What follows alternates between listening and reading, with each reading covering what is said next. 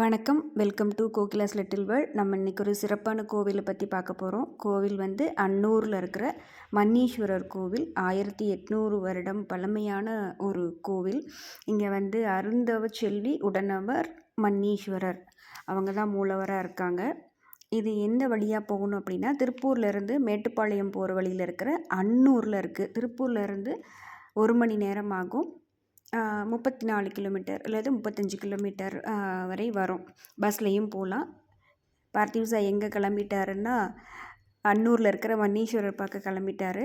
பார்த்திவ் சாய்க்கு வந்து காரில் இருக்கிற ஏசி ரொம்ப அலர்ஜி அப்படிங்கிறதுனால மாஸ்கோடு ரெடியாக கிளம்பிட்டாரு. நாங்கள் வந்து ஃபேமிலியாக கிளம்பிட்டோம். அதுக்குள்ளார ஒரு சின்ன பிரேக் எடுத்துட்டோம். நாங்கள் எந்த வழியாக போனோன்னா, திருப்பூர்லேருந்து அவினாஷி போய் அவினாஷியிலேருந்து அன்னூர் போகிற வழியாக நாங்கள் போனோம். இன்னும் நீங்கள் என்ஹெச்சில் வர்ற மாதிரி இருந்தால் பெருமாநல்லூர் வழியாக வர்றவங்க கூட என்ஹெச் வழியாக வந்து அதுக்கப்புறம் அவினாஷி வந்து அப்புறம் அன்னூர் போகலாம். நாங்கள் போகிறப்ப இந்த சூரிய ஒளி வந்து அப்படியே மேகத்தை கிழிச்சிக்கிட்டு ஒரு பெரிய பிளெஸ்ஸிங் கொடுக்குற மாதிரி இருந்தது. அதனால தான் அதை எடுத்திருக்கோம். நாங்கள் கோவிலில் நெருங்கிட்டோம். கோவில் வரப்போகுது.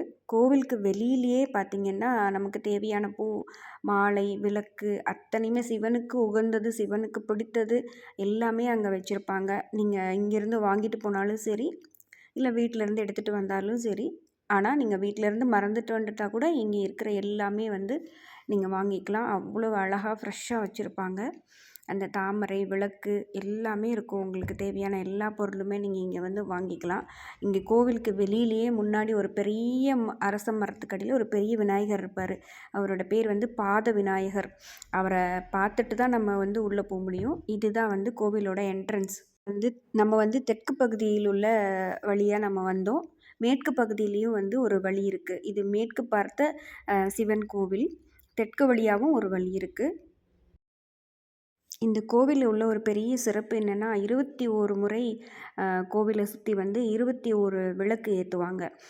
அதுதான் இந்த கோவிலினுடைய சிறப்பு. இன்றைக்கி பிரதோஷம் அப்படிங்கிறதுனால கூட்டம் ரொம்ப அதிகமாக இருக்குது. எல்லோரும் நிறைய விளக்கேற்றிருப்பாங்க. ஒரு சுற்றிட்டு வந்து ஒரு விளக்கேற்றவங்க இருப்பாங்க. மொத்தமாக விளக்கேற்றுறவங்களும் இருப்பாங்க. பிரதோஷத்தன்னைக்கு நம்ம போனதுனால சிறப்பான வழிபாடு, சிறப்பான சாமி தரிசனம், மன திருப்தியோடு நம்ம வந்து சிவபெருமானையும் அருந்தவ செல்வி தாயாரையும் நம்ம பார்க்க முடிஞ்சுது. ரொம்ப திருப்தியாக நம்ம வந்து அன்றைக்கி டேவை வந்து அந்த கோவிலில் செலவிட்டோம். இந்த கோவிலில் வந்து தெப்பக்குளம் இருக்குது, கோசாலை இருக்குது. நீங்கள் நந்தியில் கூட நல்லா பார்க்கலாம். 2 நந்தி இருக்குது இங்கே. சிவபெருமானுக்கு ஒரு நந்தியும், அருந்தவ செல்வி தாயாருக்கு ஒரு நந்தியும் இருக்குது. இன்னும் இந்த கோவில் என்னென்ன இருக்குதுன்னு தெரிஞ்சுக்கிறதுக்கு எங்கள் சேனலை சப்ஸ்கிரைப் பண்ணிக்கோங்க. லைக் பண்ணுங்கள், ஷேர் பண்ணுங்கள். இவங்க வந்து தாயாருக்கு எதிர்த்த மாதிரி உள்ள நந்தி. இந்த கோவிலில் பிரம்மா இருக்காங்க. அதுக்கப்புறம் குரு, சந்திரன், சூரியன், நவகிரகம் இருக்குது. சனீஸ்வரர் தனியாக இருக்கார். அது போக பைரவர் இருக்கார், முருகர் இருக்கார். இந்த கோவிலினுடைய ஸ்தலம் வந்து மரம் வந்து வன்னி மரம். அந்த வன்னி மரத்தின் கீழே பார்த்திங்கன்னா 7 சர்ப்பங்கள் இருக்கும். அது போக பஞ்சபூதங்களுடைய லிங்கங்கள் இருக்கும். நாயன்மார்கள் இங்கே இருக்காங்க. கோசாலை இருக்குது.